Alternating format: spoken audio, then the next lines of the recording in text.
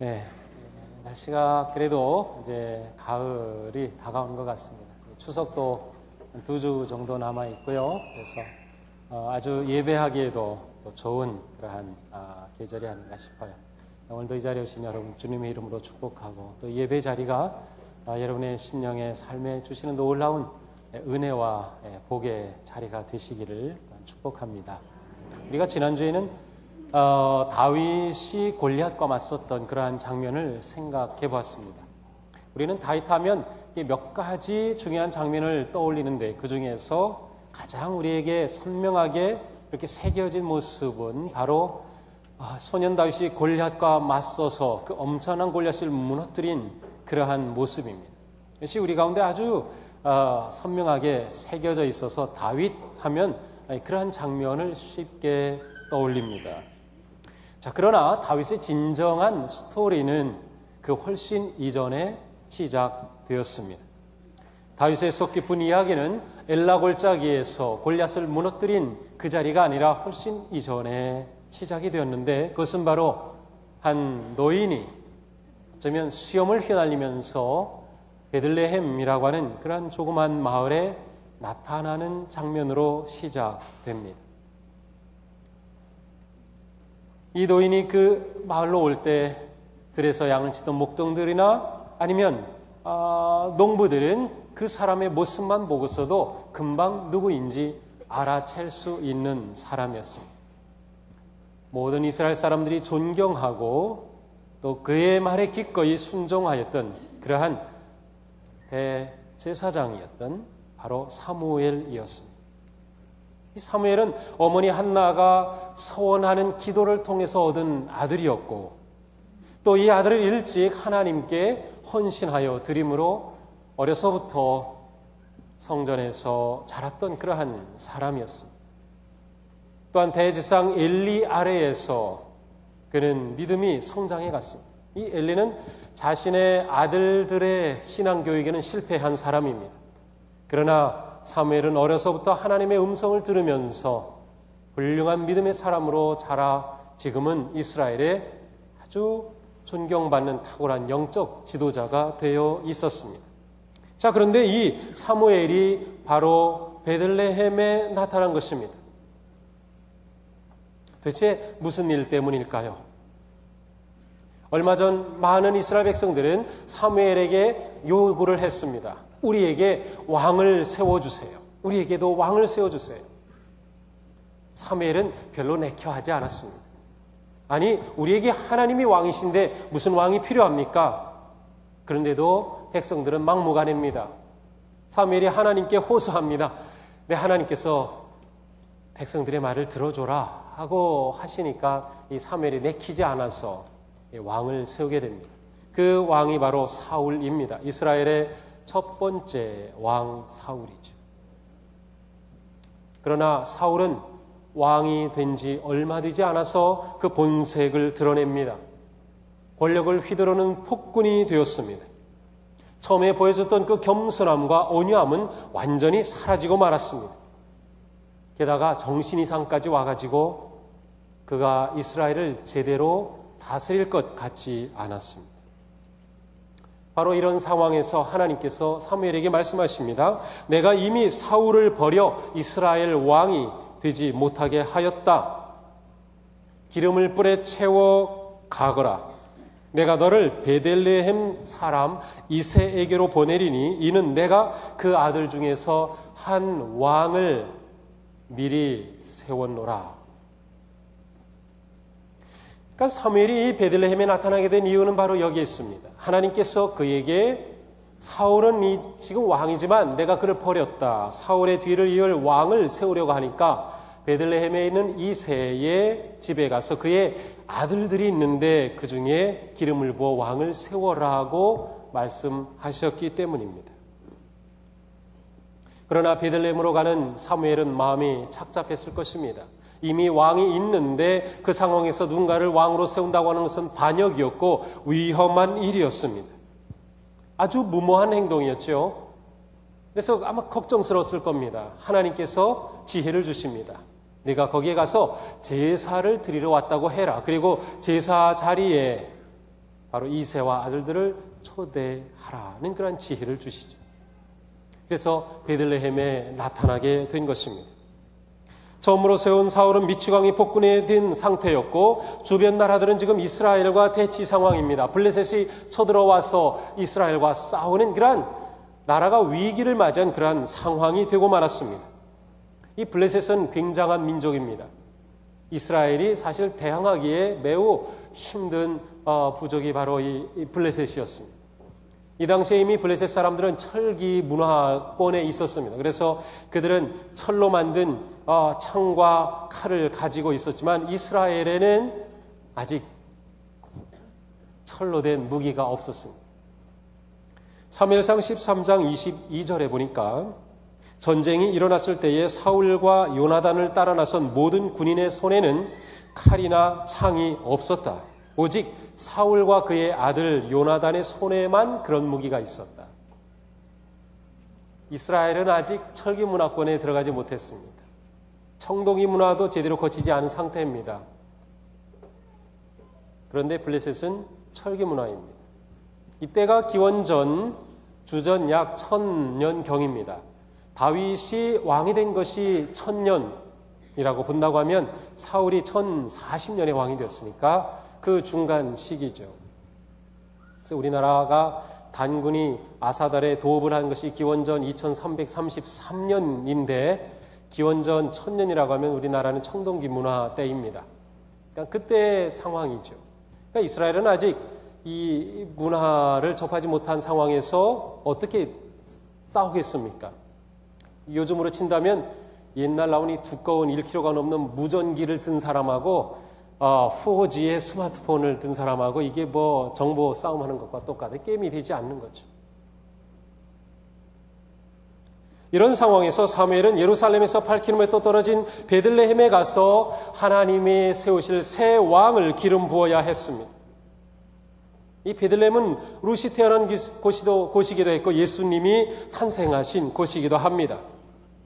사무엘이 이곳에 온 것만 가지고도 온 동네가 들썩거립니다.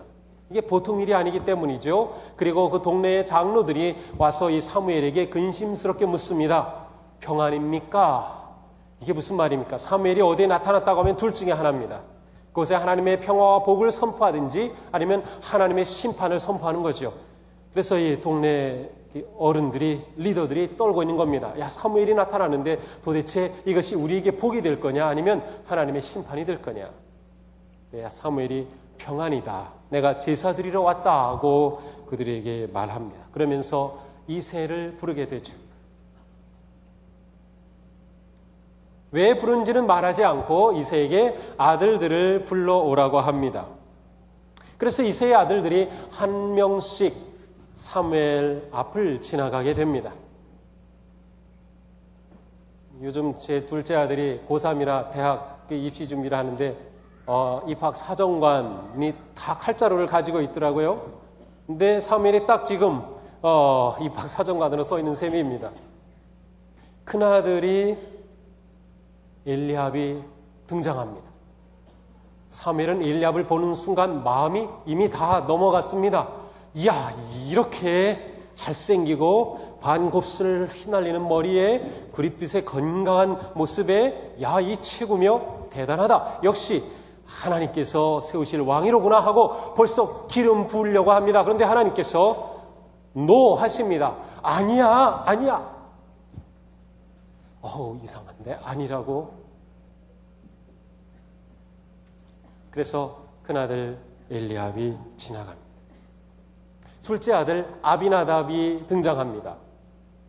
아니, 둘째 아들도 큰아들 못지않게 너무 잘생겼습니다. 더군다나 그가 보여주는 그 기품 있는 모습은 당연히 왕이 되고도 남을 그런 모습이었습니다. 아, 그럼 이 둘째 아들이구나. 그래서 아비나답에게 금방 기름을 부을 마음인데 하나님께서 그도 아니야 라고 하십니다. 사무엘은 이해가 되지 않습니다. 세 번째 아들이 등장합니다. 삼마라는 아들이 등장하는데 이 삼마는 보기에도 아주 학구적이면서 카리스마가 넘칩니다. 예루살렘 국립대학을 졸업했고 얼마 있으면 최고인 이집트에 유학 갈 사람이었습니다. 그런데 이 사마를 보는 순간 야, 이렇게 대단한 아들, 또 사무엘의 마음이 막 흔들립니다. 그런데 하나님께서 사무엘에게 이처럼 말씀하십니다. 나의 보는 것은 사람과 같지 아니하니 사람은 외모를 보거니와 나 여호와는 중심을 보느니라. 사람은 외모를 보거니와 나 여호와는 중심을 보느니라. 지금 사정관으로 딱 앉아있는 사무엘에게 하나님께서 너 지금 계속해서 마음 흔들리잖아. 내 눈에 멋진 그 아들 지나갈 때마다 자꾸 기름 붓고 싶지. 그런데 나는 외모를 보지 않고 중심을 봐. 염두에 둬야 해. 라고 가르쳐 주신 거죠. 이렇게 해서 이새의 7 아들이 다 지나갔습니다. 그런데 그 중에 아무도 하나님께서 기름 부으라고 말씀하신 아들이 없는 겁니다. 사무엘은 이상하게 생각하죠. 이상하다. 분명히 하나님은 이새의 아들 가운데 왕으로 기름 부으실 거라시고 기름 부으라고 하셨는데, 아니 이새 씨 아들이 8이라고 지금 7명 지나갔잖아요. 어떻게 된 거죠? 그때 이새가 말합니다. 아직 막내가 있긴 합니다. 그래서 양치고 있습니다. 아직 막내가 있습니다. 이전 성경에는 아직 말째가 있습니다라고 했는데 그 말째라는 말이 더 좋습니다. 의미를 더 잘 표현합니다. 이 막내 하면 좀 귀여운 느낌이잖아요. 막내둥이, 사랑받는 느낌이에요. 그런데 원래 그런 의미가 여기서는 전혀 없어요. 제게 말째가 있습니다. 여기서 이 말째라고 하는 단어가 히브리 말로 하카톤이라는 뜻입니다. 하카톤이라는 단어입니다. 하카톤. 이 단어는 막내, 말째라고 하는 뜻과 함께 별로 기대할 것 없는 변변치 못한 꼴찌, 그런 의미를 가지고 있어요. 그러니까 사무엘이 와서 이새와 아들들을 제사에 초대했는데 아버지 이새는 그의 아들 가운데 말째인 다윗은 제사에도 초대하지 않은 거예요. 걔는 이 제사에 굳이 오지 않아도 될 그러한 아이였어요. 별로 관심 받지 못하는 아이였어요. 여기까지 올 필요 없어. 그러한 아이가 바로 이 막내였습니다. 하카톤은 집안에서 언제나 어려운 힘든 일을 하였습니다. 또한 집안에 있으면 문제를 일으킬까 봐 자꾸 집 밖으로 내보내서 일만 시켰던 것이 하카톤 말째였습니다. 우리가 사는 세상은 어떤가요? 우리가 사는 이 세상은 넓은 평수의 집에서 사는지, 외모가 어떤지, 어떤 차를 타는지, 어떤 명품의 옷을 입는지, 어떤 학위를 가지고 있는지, 어떤 지위에 있는지, 연봉이 얼마인지, 어떤 학교 출신인지를 따집니다. 그렇기 때문에 우리 사회에는 하카톤이 많습니다. 우리가 하카톤 아닌가요? 아무도 주목하지 않는 하카톤입니다. 관심을 두지 않는 하카톤입니다. 기대를 받지 못하는 하카톤, 소외되고 왕따 받고 대접받지 못하고 항상 옆으로만 곁으로만 자꾸 밀려나는 하카톤. 이 하카톤이 우리가 친숙하죠?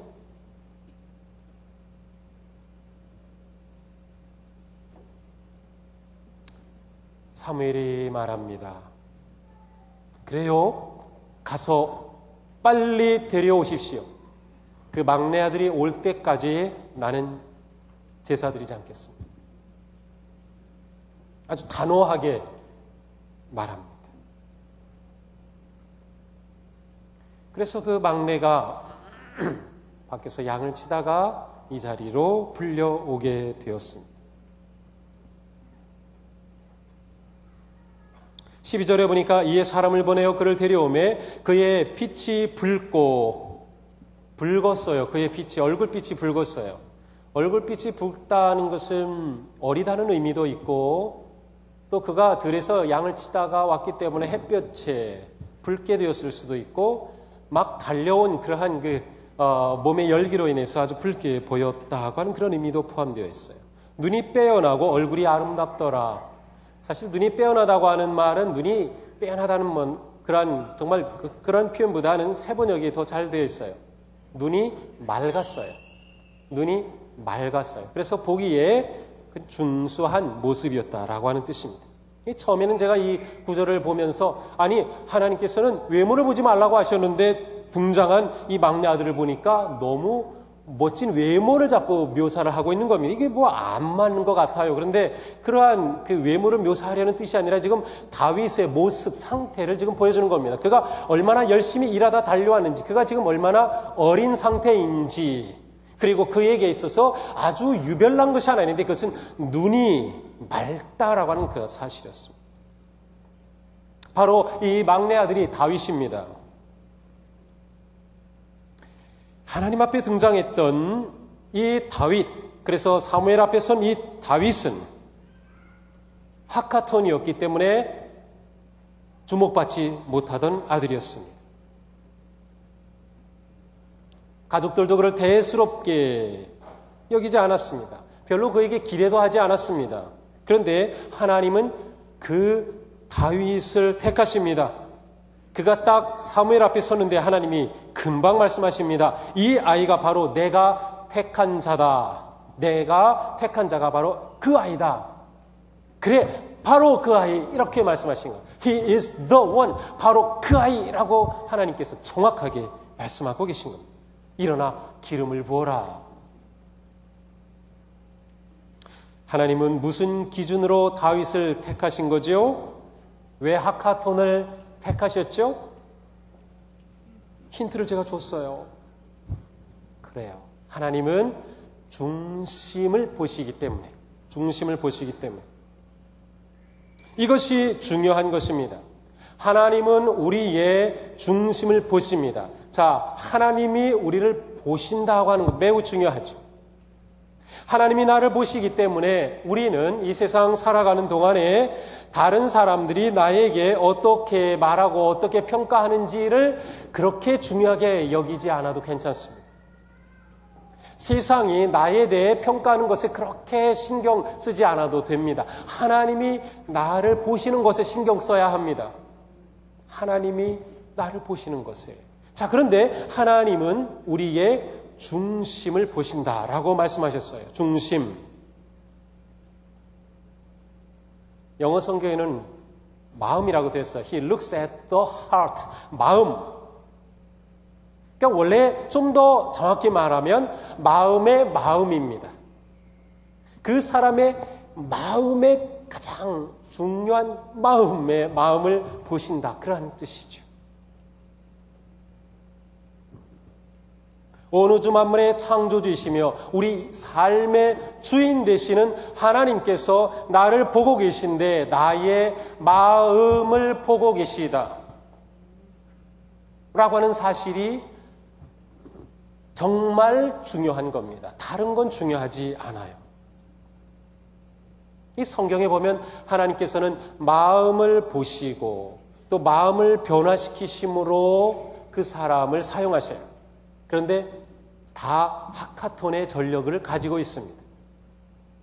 살인자가 되어 광야로 도망쳤던 모세, 하나님의 소명을 피해 달아났던 비겁한 요나, 매음굴에 살았던 라합, 악한 여인의 꾀임에 빠졌던 삼손, 자포자기에 빠졌던 사라, 배반하고 신의를 저버린 베드로, 그 모두가 하카톤의 모습을 가지고 있지만 하나님께서 하카톤인 그들에게 오셔서 그들의 마음을 통해서 그들을 변화시키시고 일꾼으로 삼으셔요. 우리에게 내면이, 마음이, 중심이 중요합니다. 우리에게는 중심이 중요합니다. 주님은 사람들이 보지 않는 것을 보십니다. 주님은 세상이 주목하지 않는 것을 보십니다. 바로 우리의 중심 마음이죠. 다윗은 사람들에게 소외되었고 핀잔만 드는 별 볼 일 없는 소년이었지만 하나님께서 그의 마음을 보셨을 때 그의 마음이 하나님 마음에 합했어요. 그래서 다윗의 별명이 하나님 마음에 합한 사람이죠. 하나님이 다윗을 보았을 때 다윗의 마음이 하나님 마음에 들었어요. 지금 어린 다윗이 나타났지만 그를 보실 때 하나님께서는 그의 중심을 보셨고 중심을 보시니까 바로 하나님 마음에 드셔서 왕으로 세우신 겁니다. 그렇다면 다윗은 지금 그의 마음이 하나님 보시기에 합당한 상태였음을 알 수 있어요. 어떻게 다윗이 이때 그 마음이 하나님 앞에 아름다웠을까? 그것은 다윗을 묘사하면서 그의 눈이 맑았다. 눈이 맑았다. 맑은 눈을 가졌다는 표현에서 찾아볼 수 있습니다. 다윗은 다른 사람들이 보지 못하는 것을 보는 눈이 있었습니다. 자, 다윗이 맑은 눈을 가지고 있었다라고 하는 것은 다른 사람이 보지 못하는 눈이었습니다. 그의 눈은 세상이 주목하지 않는 것을 봅니다. 그의 눈은 세상이 평가하지 않는 것을 봅니다. 그것이 바로 마음입니다. 다윗이 마음에 지대한 관심을 가지고 있었고요. 다윗은 그의 마음을 가꾸는데 굉장히 노력을 많이 한 사람입니다. 그래서 제가 시편을 그냥 열어봤습니다. 시편 처음부터 열어보면 다윗의 시라고 부제가 붙은 게 많아요. 그것을 딱 읽어봤는데 놀랍게도 다윗의 시라고 되어 있는 시편은 전부 다 마음을 말합니다. 다윗은 얼마나 그 마음속에 하나님을 바라고 있었는지, 그리고 그의 마음을 얼마나 정성스럽게 가꿨는지 시편은 잘 말해줍니다. 제가 다는 말씀드릴 수 없지만 몇 개만 그냥 말씀드리죠. 여호와여, 아침에 주께서 나의 소리를 들으시리니 아침에 내가 주께 기도하고 바라리이다. 그는 아침부터 하나님을 바라는 마음을 가지고 있었습니다. 여호와여, 나의 뼈가 떨려오니 나를 고치소서. 그는 하나님께서 자신의 심령을, 마음을 만져주시기를 원했습니다. 내가 전심으로 온 마음으로 여호와께 감사하며 주의 모든 귀한 일들을 전하리다. 그는 하나님 앞에 자신의 마음이 감사하는 마음이 되기를 원했어요. 나는 오직 주의 사랑을 의지하여 싸우니 나의 마음은 주의 구원을 기뻐하리이다 라고 고백합니다. 또한 그런 고백하죠. 여호와여, 주의 장막에 머를 자 누구며 주의 성산에 사는 자 누구오리까? 정직하게 행하며 공의를 실천하며 그의 마음의 진실을 말하며. 주께서 내 마음을 시험하시고 밤에 내게 오셔서 나를 감찰하였으나 흠을 찾지 못하셨사오니 내가 결심하고 입으로 범죄하지 아니하리이다. 보소서, 주께서는 중심이 진실함을 원하시오니. 다윗은 하나님께서 중심을 보심을 알았어요. 하나님께서 중심이 진실하시기를 원하심을 알았어요. 그래서 그는 항상 자신의 내면 세계를, 자신의 마음을, 자신의 중심을 가꾸었고, 중심을 하나님 앞에 드렸고, 중심이 하나님께서 만져주시기를 원했고, 그는 자신의 내면을 다룰 줄 아는 사람이었어요. 비록 어리지만, 비록 소외받고 관심받지 못한 다윗이었지만 그는 자신의 마음을 잘 가꾸었기 때문에 사무엘 앞에 딱 섰을 때 하나님이 그의 마음을 보시고 그를 택하여 기름 부으신.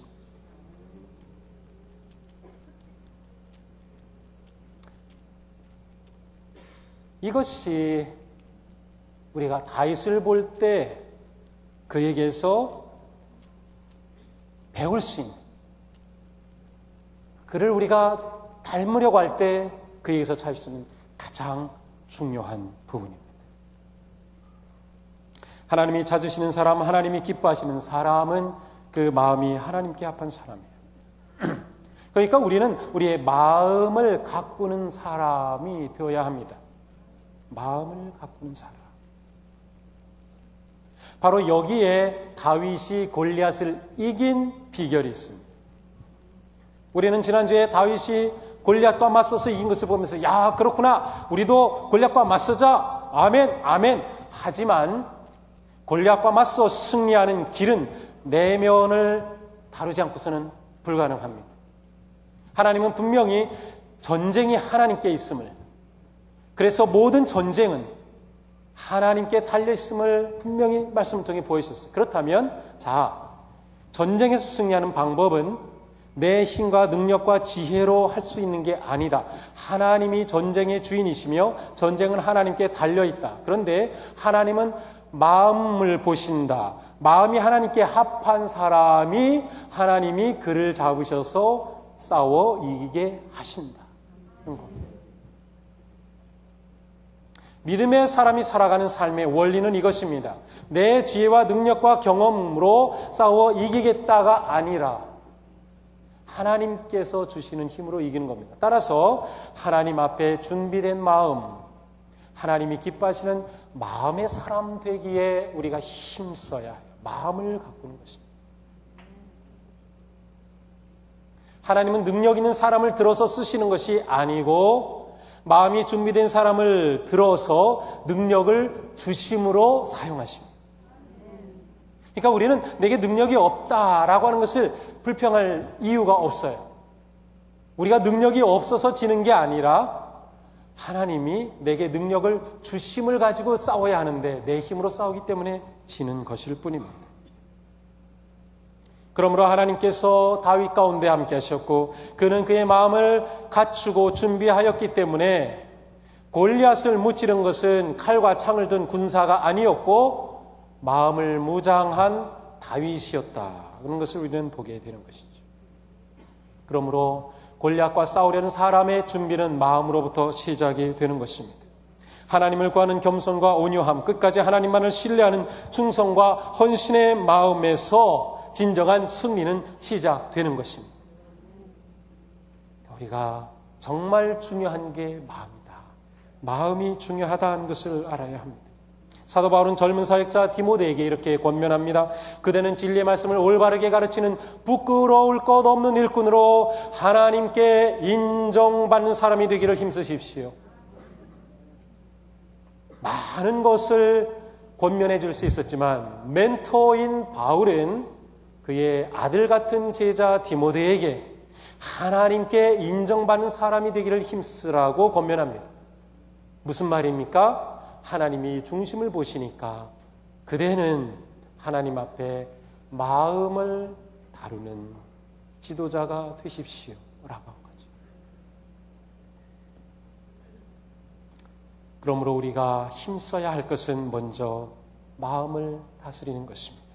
마음을 가꾸는 것, 중심을 세워가는 것입니다. 우리의 마음을 때로는 내면 세계라고도 합니다. 내일부터 특별 새벽 기도가 시작이 되는데 바로 내면 세계의 질서입니다. 자신의 내면 세계에 관심이 있다면, 자신의 내면 세계가 중요하다는 것을 안다면 내면 세계의 질서를 어떻게 세울지 우리가 앞으로 10일간 2주 동안 새벽 기도의 시간에 다루게 될 것입니다. 최대한 시간을 내서 한번 도전해 보시기 바랍니다. 저는 나중에 하나님 앞에 그냥 변명할 겁니다. 하나님, 전 분명히 그때 특별 새벽 기도를 통해서 내면을 다루는 것에 관해 제가 분명히 특별 새벽 기도를 하고 가르쳤어요. 저 책임 없습니다. 이 권사님 이렇게 된 거죠. 책임 없습니다. 이 집사님 이렇게 내면 세계에 막 헝클어진 거죠. 책임 없습니다. 저 하나님께 그렇게 말씀드릴 겁니다. 하여튼 저의 책임은 여러분들에게 기회를 드리고 우리가 함께 보고자 하는 것이.